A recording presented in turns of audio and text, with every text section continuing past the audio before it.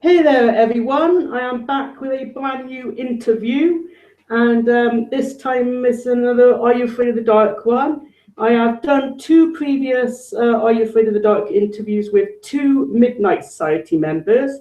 They were Ross Hall, who played the first leader, Gary, who would, funny enough, always do the sourdough stories. And I also talked to Jason, who would always do the Dr. Vink stories. And I am absolutely honoured to be joined by the actor who played Dr. Vink here today, Aron Tager. So, hello, Aron, and how are you doing? Yes, I'm a tiger only at home, so let's say Tager. Tager, okay, sorry. You see what I mean? That's all right. I like to make fun of my name. Yeah. Anytime. But your wife's sorry? Never mind. It's all right. Your wife's I've been called Tiger by Europeans. What are you talking now? No. Yeah. Oh. Hello, I'm talking now. She didn't say anything. No. Can you hear me? Okay. Yes, I can. Yes. Okay. I can hear you. Yeah. Your wife starred in the very first episode, which was called The Tale of the Twisted Claw. That's right. And that was when it first aired on television. It was the first episode. So it was the pilot one. Yes. And which is kind of strange on this collection, it becomes episode 4. Yes. It becomes what? It becomes episode 4. That's right. That's right. They did well. This was the first one that she did. It was almost a pilot. Yeah. Pilot.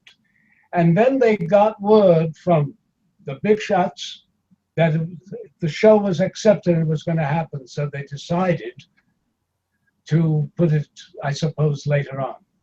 Yeah. Why, I don't know. I know exactly how that episode started as well. It started out on Mischief Night, the night before Halloween. Before Halloween, which they usually call Cabbage Night, yes. Yeah. And it was when two friends went to the house of Miss Clove. Yes. And ended up spraying her in the face with shaving cream. Yes, absolutely right. And then I can tell you something you didn't know. Okay. That Anne, in shooting that scene where she tumbles sort of and knocks over that great big Chinese jar. Yeah. That was all. She didn't because she was told it was very expensive. So she managed to catch it after she did her last moment when she was all, that stuff. She caught it twice and prevented it from breaking. Then they used just some ordinary debris later on. That's cool. So she gets a little credit for quick thinking. But that was the first episode, and your first episode was the tale of the Phantom Cab. Yes. Yes, and that was really enjoyable, that one, because it was about these kids getting lost in the woods. And that's right. They go to your cottage, or they end up going to your cottage. Somebody leads them there, I think. And they're lost. Yes, they're lost in the woods, and all of a sudden this comes, and I show up. Yes, well, I can read you. Yes. And then I do that riddle number. Yeah.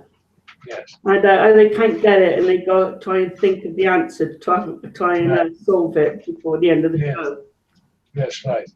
And I gotta tell you, I love the when they pronounce Dr. Vink's name wrong, and I think my favorite, that's got to be my favorite, because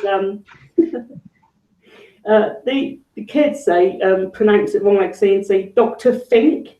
Then I'll turn around and say with the verb. Yeah.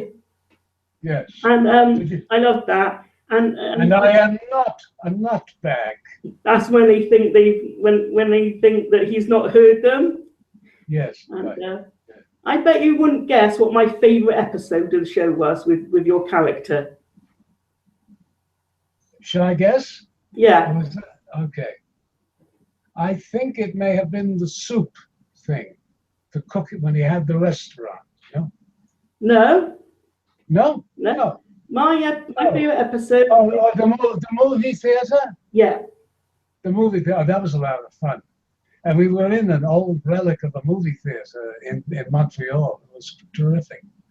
Because I like it was a rundown theatre, and they were putting out posters to try and get help for it. And yes. Dr. Vink got it and went there. I love how his entrance was in this episode as well, because yes. I think the door rattles, and the people in there sort of go to tell him to come back later, and the lock starts to turn on its own. Yes, and then he opens it. And the door opens, and then all you can see of you, so when at the beginning there, is just your head put forward, and all you can see is your hat. Then you just look up, and then you say you cut your name. Vink's the name, Dr. Vink. And then they say Dr. Vink, like I said, and they said no with a ba. And yes, right. And how they think that you don't listen to the next bit, but actually you did hear it, and you say that you're a nutbag, and then you say no, I'm not a nutbag, and then you go back into the right. theatre. I always get that from them in the shows. Yes, I am not a nutbag.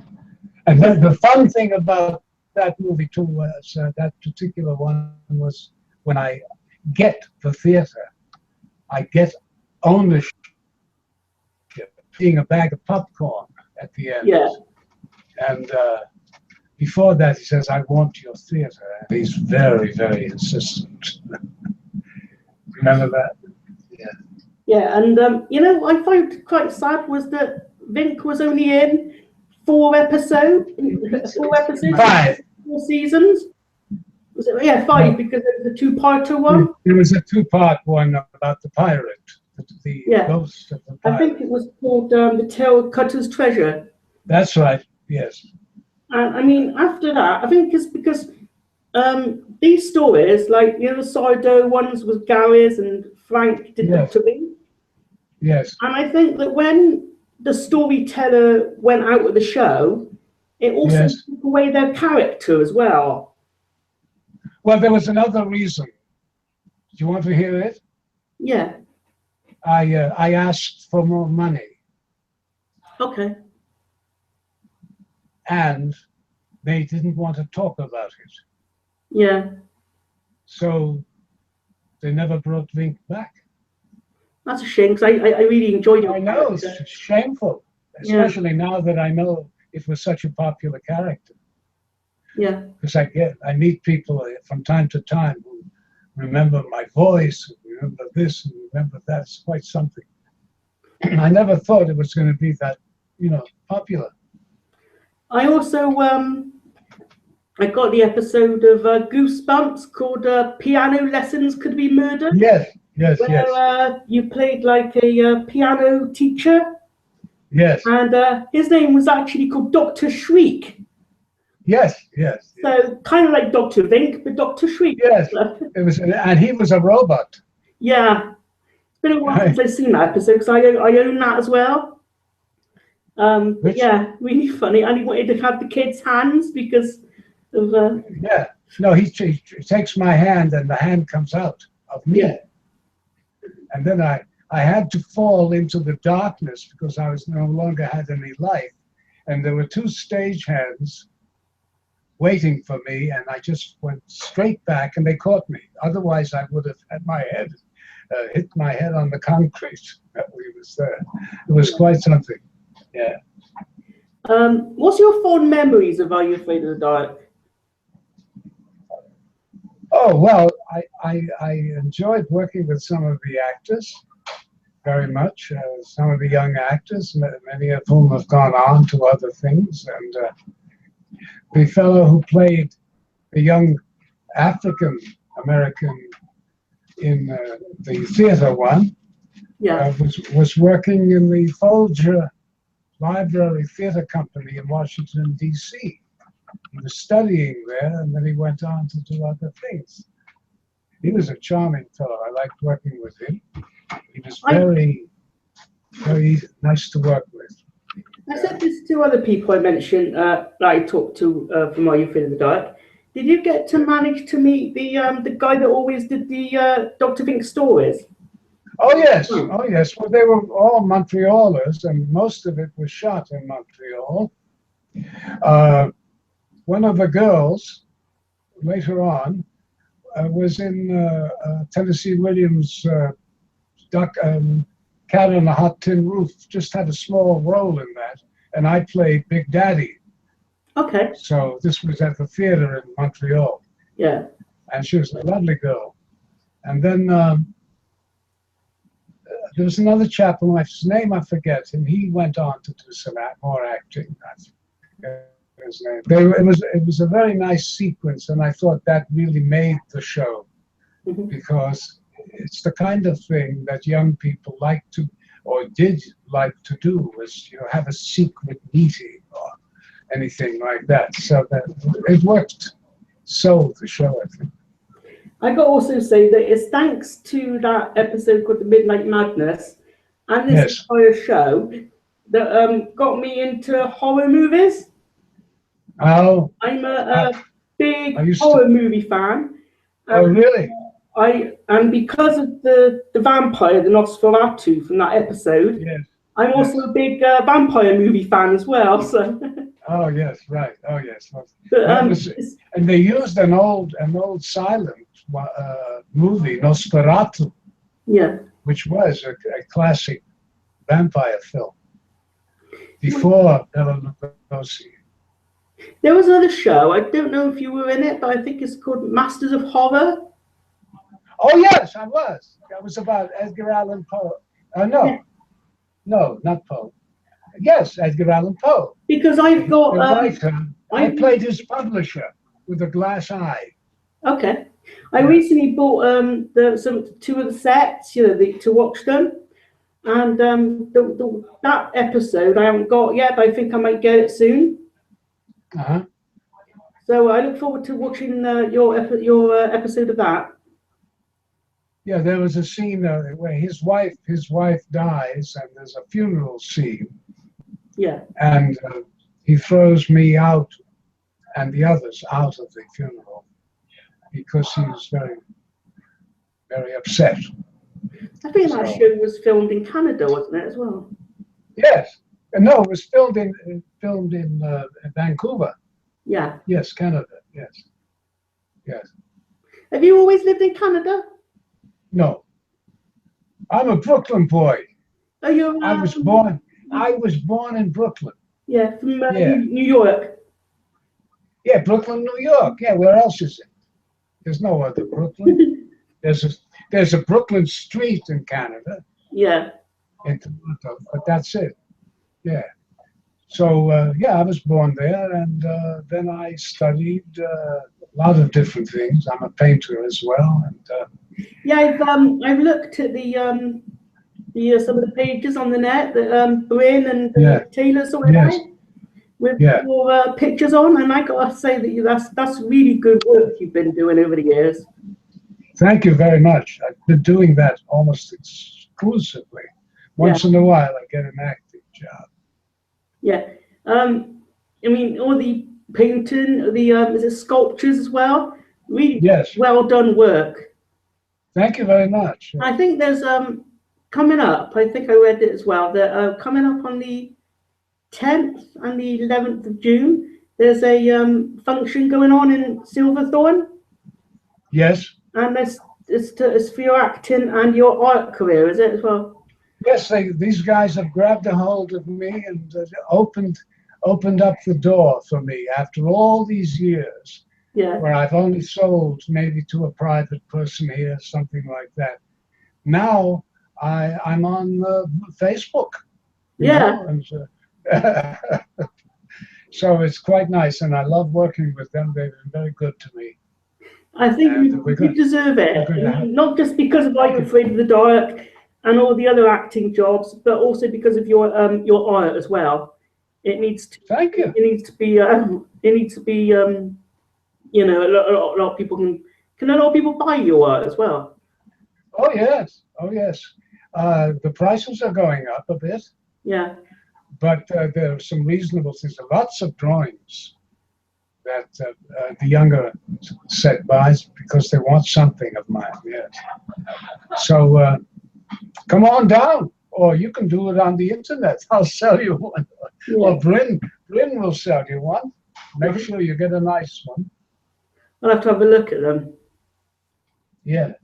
But yeah, I've seen your sculptures, your paintings. I'm like mind blown because they're so good. And, yeah. Wow. I hope the do on the 10th and the 11th. I hope that goes well for you. Yeah, yeah, they're doing good. You know, they're great guys. And I worked with Taylor in a TV thing, but not too long ago because he's an actor, you know. And, in fact, he played a guy who was animated. So he was the only animated character in this show about a family. I think I saw a picture on the page with you on there. Yeah, it could be. Yeah. I think he was like wearing a green suit to disguise himself to make him look like the cartoon character. No, they actually did make Taylor, who played one of the kids in the family, they made him into an animated character along with the live actors. Yeah. So that's how it works. And he would say his lines, and we would look in a certain direction towards him. Then he would step out, and then later on they placed the animated version of him into the film. It was quite fun. I'll show you my entire collection of Are You Afraid of the Dark in a minute. So this is the first one. Sorry about the brightness. Season 1 and 2. Mm-hmm. Yeah. And seasons 3 and 4. Yeah, I can't see it because there's something in the middle of the screen. You move it a little bit. Yeah, that's right. Yeah. Yeah, I take your word for it. But it's sad that I would have loved to have seen more of your character than the 4 seasons. But with the reason you said, I understand why why that wasn't a possibility now. Because I really enjoyed your character. Well, I wanted more money. Yeah. And they didn't want to talk about it. What do you think in the land of Are You Afraid of the Dark, would you say, imaginary, what would you think Dr. Vink would be up to nowadays? He'd be doing interviews on a strange television show. Yeah. Where people would think that he was more than one character. So that he would appear one day and he would have somebody, an actor, playing a certain person that looked famous. And then they would wipe him off the screen and he would bring another one. Yeah. Then it turned out that he was all of those guys who he was interviewing. And at each time, the audience would wait to see when that surprise event took place, because each time was a slightly different character. I think it's a good bet for a show. Yeah.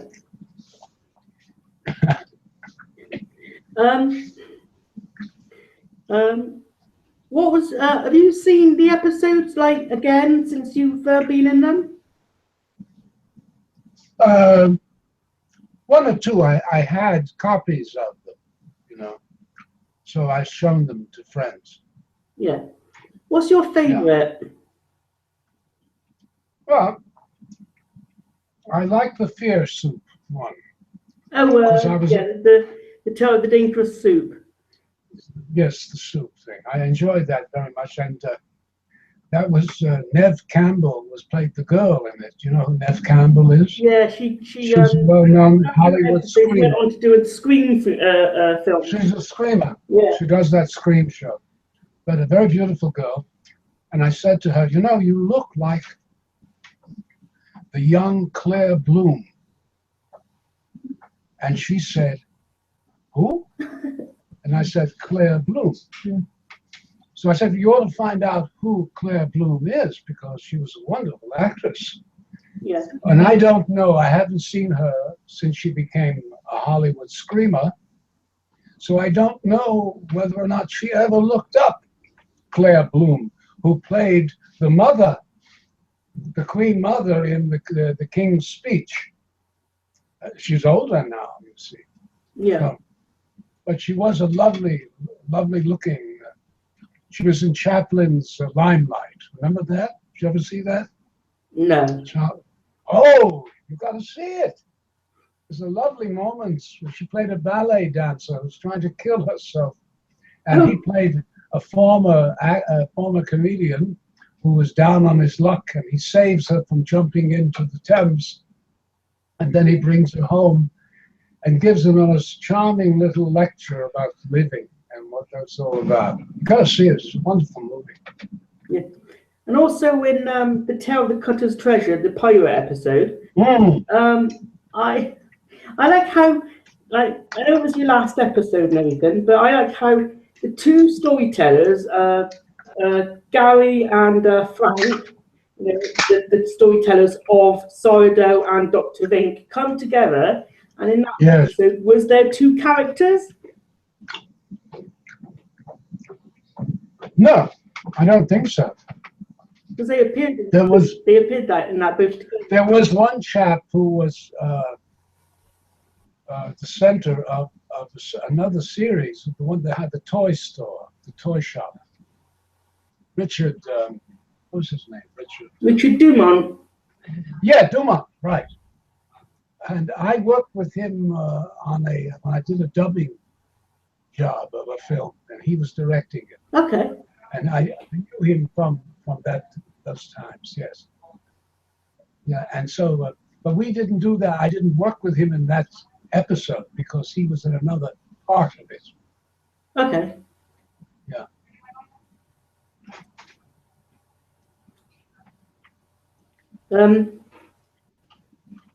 So come on. Have you seen any of the other episodes of the show? Do you have any other favourites? Or?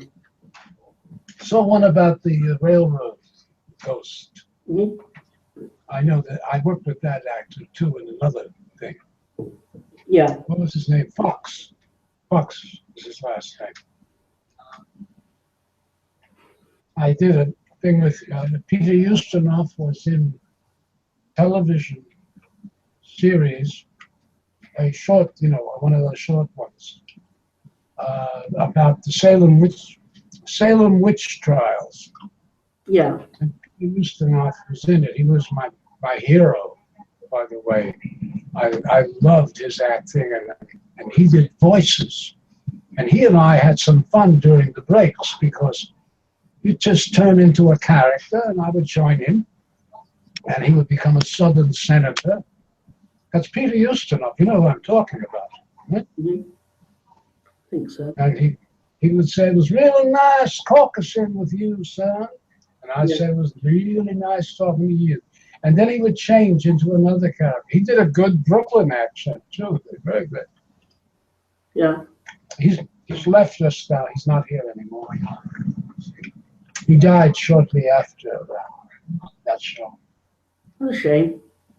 Yeah. Well, he was up there in age. Wonderful man. Did you manage to keep any of the costumes of Dr. Vink?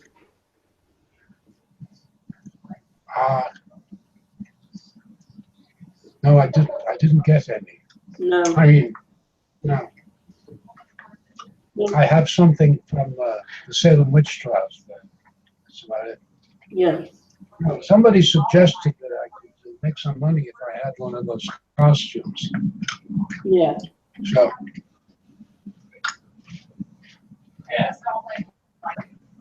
Might made a lot of money. Hmm? You know, I occasionally need money. I've been bankrupt a few times because I'm not a good keeper of money. So the two-parter was Tell the Cutter's Treasure. Dangerous Yeah. was the one before that. That was a fear suit one. That was it, wasn't it? And I think so. Yes, that's what I think. Dumont was in the first part of it. yeah. And, so, and I came in, but I never worked in a scene with him in that. Okay.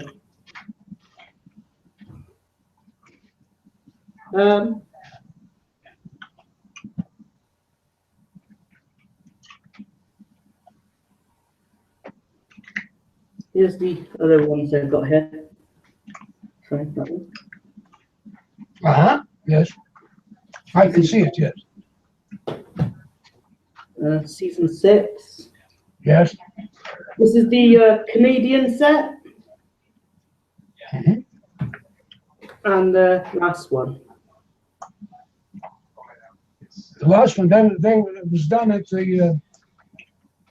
One part of it was done at the cemetery in Montreal. Yeah. And when I did the interview with Ross, who played the first leader of the Midnight Society, he said that the actual, the words were the set for the campfire scenes at the beginning. That was all done in a studio. Oh, yeah, I think so. Yeah. And I asked him, and it's just the lighting they had, and to make it look like it was the words they were in. It was pretty good. It was done very well. Yeah, it looked like they were in the woods somewhere.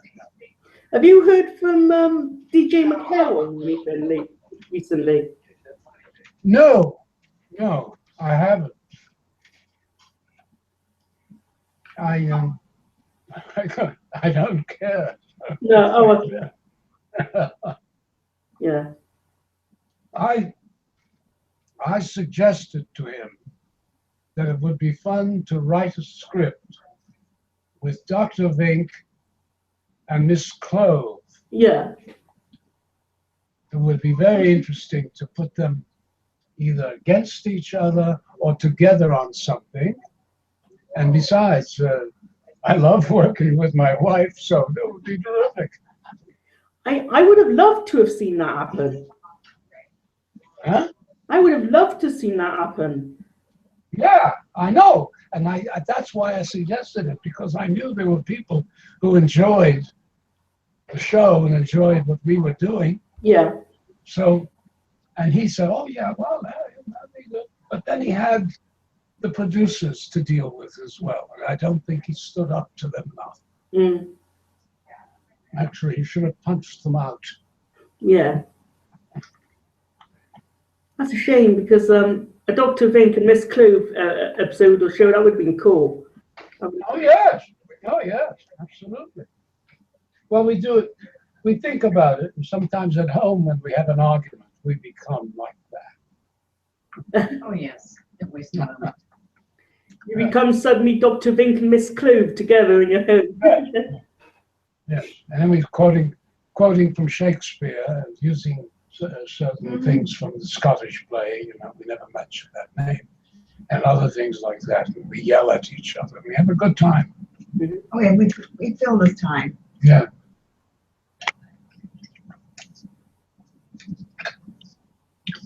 Have you been in anything else recently, like anything recently in acting? Any what? Have you been in anything recently in acting? In acting. Well, I did. I've done some voice work. Oh yeah. Narrative and voice work, and that's nice. I don't have to wear anything or have makeup or anything. I just go in looking the way I am. Yeah. Do the voice, you know. How do you? And I'm, you know. Sorry. How did you get into preparation for Dr. Vink? How did I what? How did you prepare for Dr. Vink?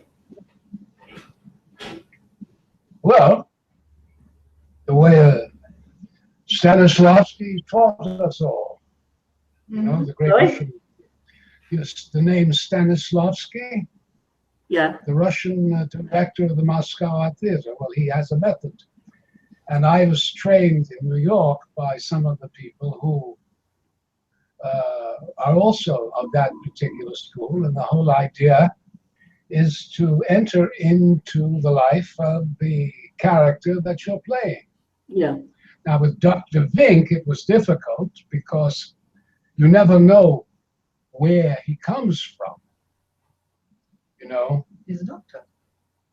You know that all of a sudden he appears in one place and then he's doing another thing, and this interview goes on and on and on. So you sort of don't know his background. No, you don't. So I decided that he steps right out of DJ's head. Yeah.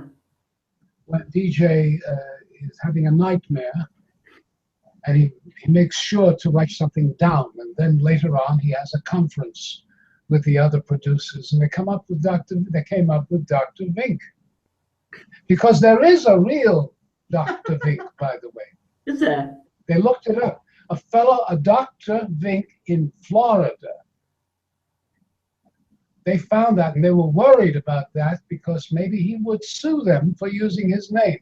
But evidently he didn't mind, or maybe he didn't know about it. Busy saving lives, or, you know, taking care of people. He just never bothered to watch it. I just remembered, I forgot to mention earlier, he was also in the second episode called The Tale of the Laughing in the Dark. Yes. And yes. I think you did two characters. You did the Carney, the guy that was in the fairground, and also did Zebo the Clown. Oh, yes, right. Zebo, yes, right. And is it true that DJ was terrified of clowns? That's what I was told.